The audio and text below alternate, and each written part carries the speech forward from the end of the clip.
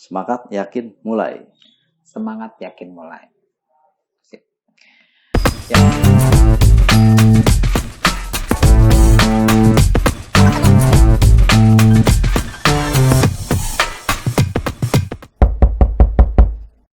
Ya, ketemu lagi dengan Coach Fatwa di acara Ketuk Pintu Ngopi Yuk. Nah, siapa bintang tamu kita kali ini? Saya menghadirkan satu sosok yang luar biasa dan sangat mensupport nih kegiatan kita ya, podcast di Ketuk Pintu ini.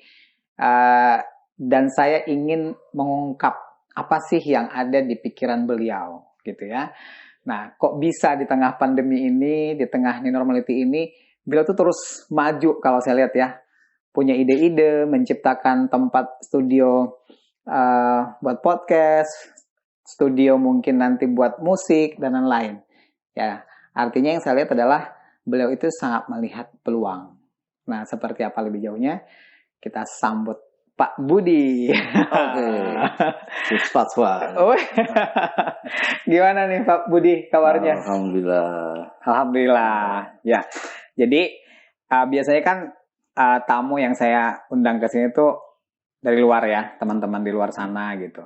Saya kepikiran nih, kenapa juga ya nggak owner tempat ini yang saya undang nih, gitu kan? Karena tentunya menarik ya, menarik menurut saya mengetahui atau menggali seperti apa sih pemikiran Pak Budi sebagai seorang pebisnis ya. Nah, di tengah situasi new normal ini masih bisa survive ya. Bahkan setiap saya kesini ada aja kemajuannya ya, ada aja ininya. Bahkan idenya juga banyak gitu ya. Nah, saya merasa kenapa enggak ide-ide ini jangan cuma dibagi ke saya, tapi dibagi ke teman-teman yang menonton Ketuk Pintu ini gitu ya. Oke, Pak Budi boleh nggak ceritakan awal muasal tempat inilah mungkin ya, tempat ini, terus awalnya konsepnya mau bagaimana, bisa jadi kan berubah ya. Nah, awalnya pengennya gimana, tapi kok tiba-tiba berubah. Nah, coba diceritakan dulu mungkin awal mulanya tempat ini. Oke, Coach Fatwa. Nah, awalnya tempat ini tadinya saya kan usaha tuh pindah-pindah ya. Misalkan di satu tempat lain dengan bidang kadang-kadang yang berbeda itu kan. Kebetulan ada rezeki lah ya. Nah, pokoknya pengusaha lah ya. Anggaplah gitulah kan. Beli satu tempat ini memang sengaja untuk dibikin di mana ada aktivitas. Tidak satu aktivitas, malah one shop ya. One shop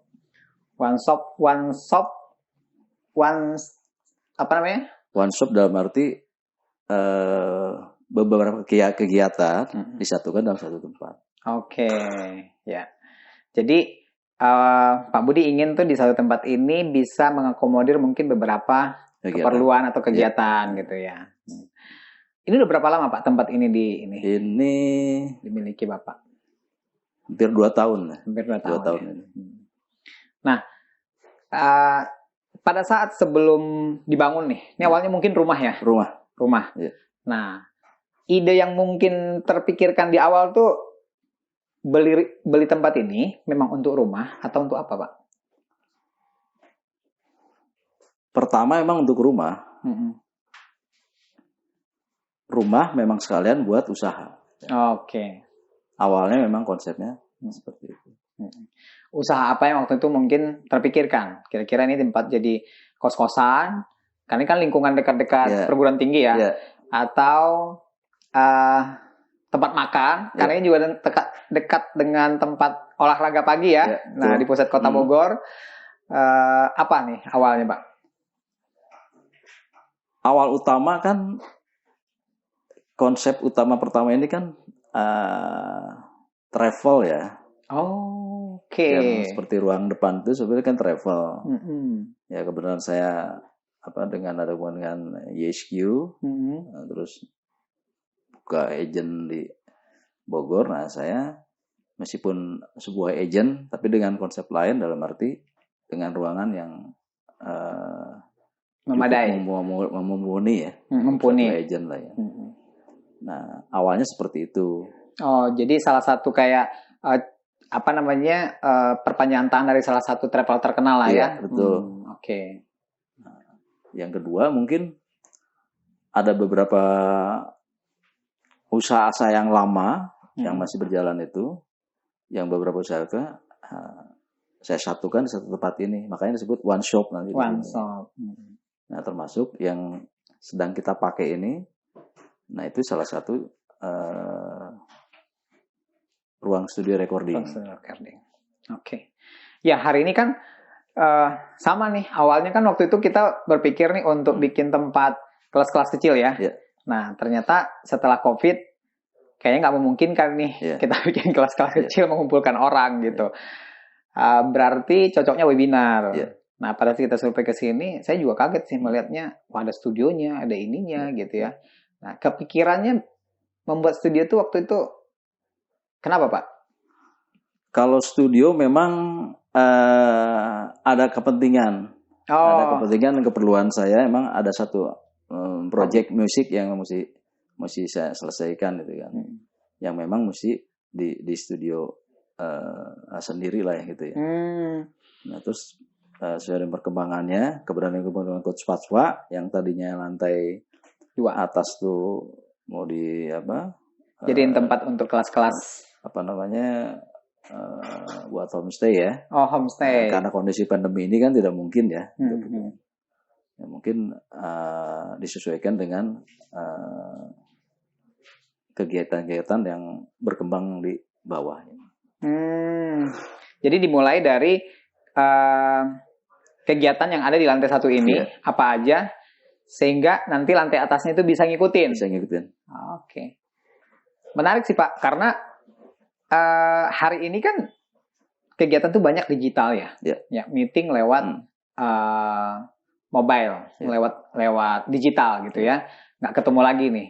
Terus webinar, training juga sama ya. Beberapa aplikasi lah. Terus kayak gini podcast ya. Kita tetap bisa menginspirasi orang ya, memberikan tips-tips ke orang dengan di ruangan kecil studio, tapi kita tetap bisa berkontribusi gitu. Nah, jadi akhirnya kita kepikiran juga merubahnya. Ya udah, daripada kita tidak bisa melakukan training tadi, tapi kan kita tetap ingin berkontribusi. Akhirnya kita buat podcast ini gitu.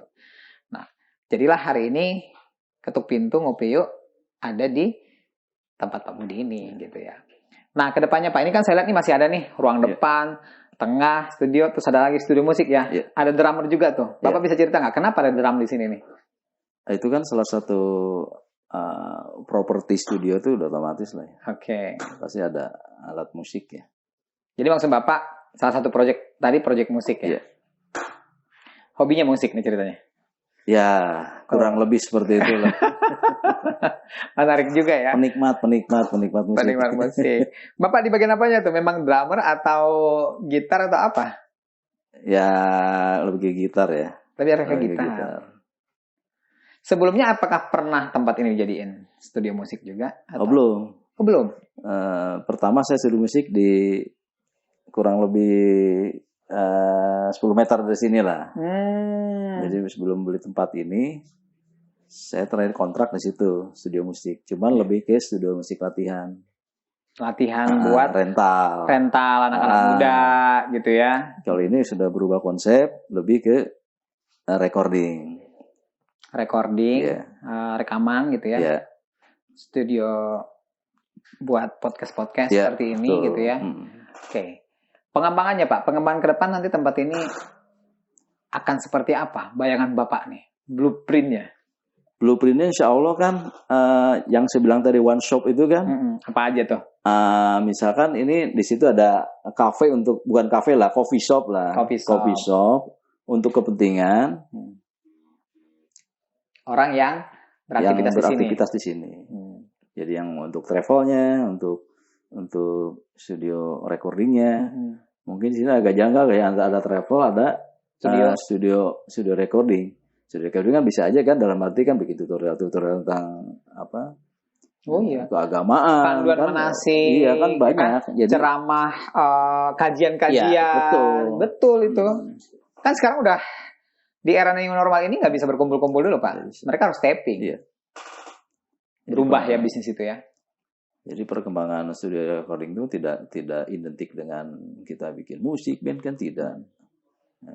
Konotasinya banyak yang lebih luas dari itu. Lebih luas. Oke. Selain itu Pak, apalagi nih? Kan masih ada ke belakang, terus masih ada lantai 2. Biar nanti mungkin teman-teman yang menonton acara kita ini tahu nih bahwa di Bogor ada loh. Nah, tempat yang bisa dipakai untuk buat podcast seperti ini. Yang punya hobi musik juga bisa merapat ke sini. Terus yang mungkin juga punya rencana mau jalan-jalan, nanti ada kantor travel juga di sini. Terus, nah, itu apa lagi Pak? Bisa nggak disampaikan? Yang jelas atas mungkin sesuai dengan perkembangan yang di bawah, mungkin lebih ke working space kan. Di atas itu. Oke, working space. Itu lagi viral tuh Pak, lagi rame di mana-mana. Oke. Tentu working space-nya dengan fasilitas yang saling menunjang. Contohnya, misalkan ada studionya, ya kan, ada coffee shop-nya, ada ruang meetingnya. Kenapa ada studio kan? Tadi fungsinya kan banyak. Orang yang mengadakan working space itu kan bisa juga dalam arti entertain-nya ya, dalam arti sedikit hiburannya kan, sesuai dengan hobinya. Misalnya kebenaran ada hobi musik ya bisa langsung masuk. Betul. Studio. Berarti bisa sekalian kayak one shop tadi ya, saat dia nyewa atau rental working space di sini, ada fasilitas-fasilitas penunjang yang bisa didapatkan yang di tempat lain nggak ada. Ya, betul. Mantap Pak. Itu hanya konsep kecil lah ya. Nah itu konsep kecil. Berarti kalau Pak Budi udah ngomong konsep kecil, ada konsep besar nih. Nah coba dong. Nanti di podcast berikutnya ya. Oke, jadi ngungkapin pikiran kali ini konsep kecilnya dulu ya. Oke. Ya udah, mudah-mudahan bisa terlaksana lah ya Pak ya. Nah, sasaran Bapak ini kan di Bogor nih lokasinya. Kedepannya akan seperti apa sih bayangan Bapak? Tempat ini akan menjadi seperti apa gitu? Dengan lokasinya di belakang masih ada ya, masih luas. Nah, terus ini masih bangunan bertumbuh kalau saya bilang ya. Bisa disesuaikan dengan kebutuhannya tadi. Lantai 1 udah jadi apa, lantai 2 bisa menyesuaikan gitu. Sebenarnya ujung-ujungnya tempat ini akan menjadi one shop seperti apa bayangan Bapak? Kalau bayangan saya, semoga tempat ini menciptakan orang-orang yang punya ide-ide brilian. Berawal dari sini untuk kepentingan orang banyak. Masya Allah. Jadi orang yang punya ide brilian itu bisa berawal dari tempat ini ya. Kenapa itu menjadi kayak tujuan Bapak atau penting bagi Bapak? Bagi saya sangat penting. Kan tidak mungkin kan saya sendiri untuk menciptakan orang-orang itu kan. Tapi dengan fasilitas yang ada, di mana kan banyak orang bersilaturahmi kan. Nah, di situ akan munculkan ide-ide dari person-person masing-masing itu punya ide. Ya. Okay. Yang kadang-kadang itu ide-ide itu kan tanpa disadari kan, dari masing-masing personal gitu. Betul. Semoga tempat ini intinya ajang silaturahmi, melahirkan karya-karya yang luar biasa. Wow, luar biasa.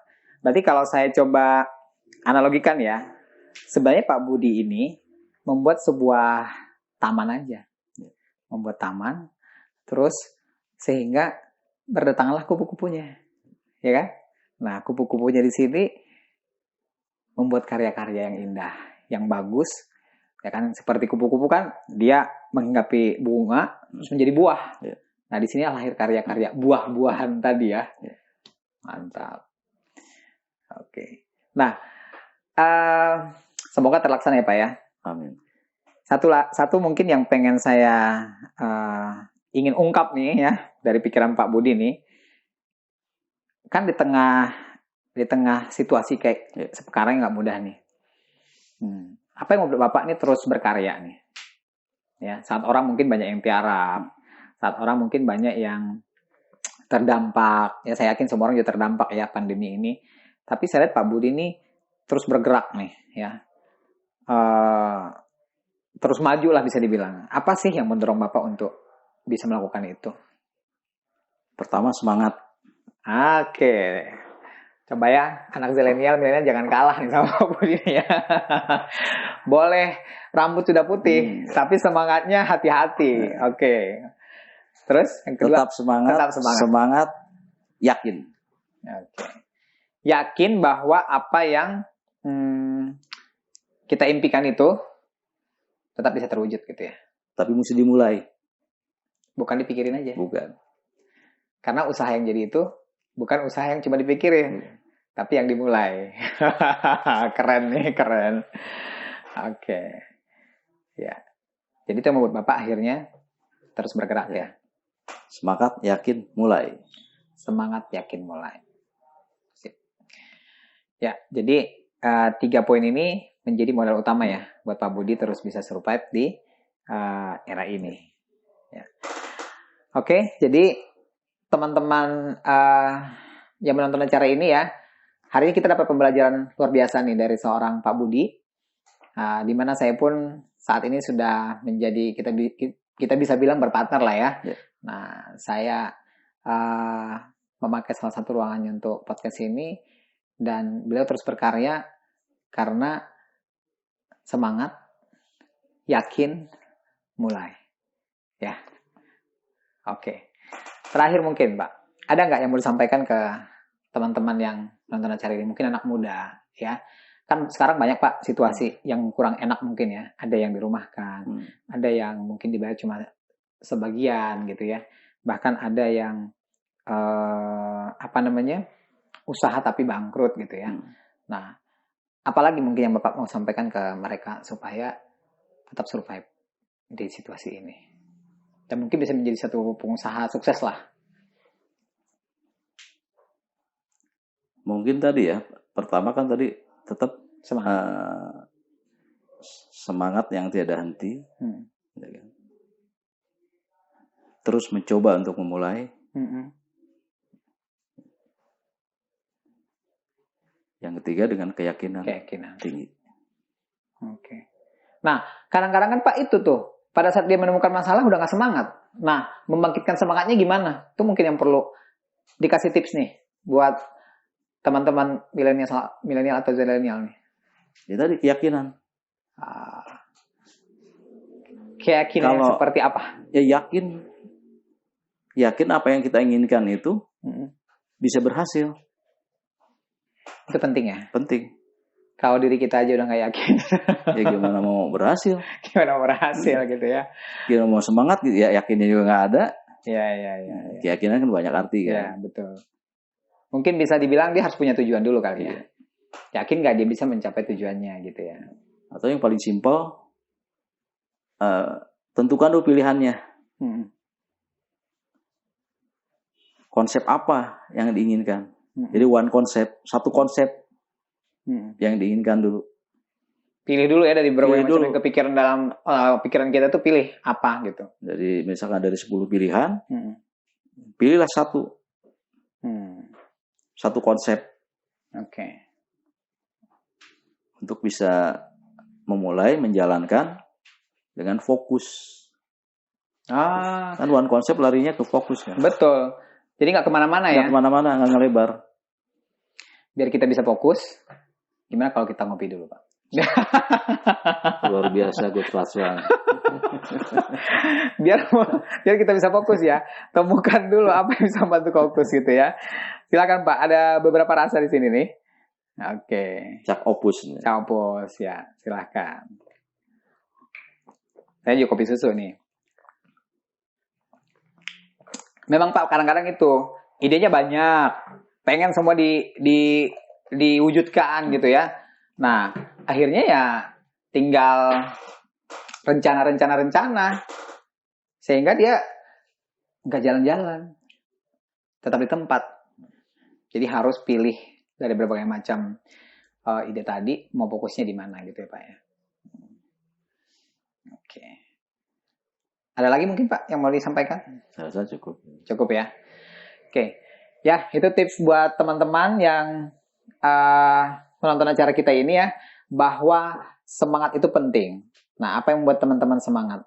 Saya rasa tadi ya, punya tujuan hidup tadi. Kalau Pak Budi tadi kan luar biasa tuh, ingin membuat tempat ini menjadi one shop ya, satu tempat yang bisa menampung mungkin ya berbagai banyak aktivitas, karena tadi ada studio, ada travel, ada lain, dan untuk melahirkan karya-karya yang luar biasa. Nah, tujuan itulah yang membuat Pak Budi tidak berhenti, terus bergerak. Ya. Tiap saat saya kesini, ada aja nanti yang nama, ada aja yang baru gitu ya, luar biasa. Oke. Ya, terima kasih buat Pak Budi atas waktunya. Semoga apa yang disampaikan Pak Budi tadi bisa menginspirasi teman-teman. Dan jangan cuma dipikirkan, jangan cuma ditonton, apa yang dapat hari ini, mulai lakukan. Ya, terima kasih. Sampai ketemu lagi di acara Ketuk Pintu. Ngopi yuk, ngungkapin pikiran bersama narasumber yang luar biasa. Terima kasih. Minum lagi kita, Pak.